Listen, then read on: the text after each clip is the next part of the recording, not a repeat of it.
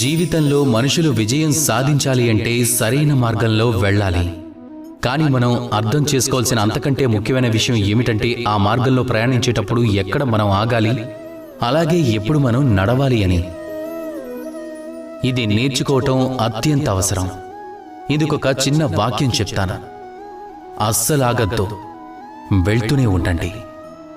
ఈ వాక్యం అర్థమేమిటో తెలుసా? ఎవరైతే జీవితంలో ముందుకు వెళ్తున్నారో వాళ్ళని వెళ్ళనివ్వండి. వాళ్ళ మార్గానికి అవరోధాలు కలిగించకండి.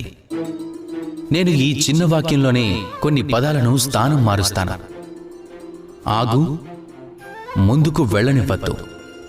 ఇప్పుడు దాని అర్థం ఏమవుతుంది? ఆ వ్యక్తిని ఆపై అతన్ని జీవితంలో ముందుకు వెళ్ళనివ్వద్దు. అతని మార్గంలో బాధలను సృష్టించు.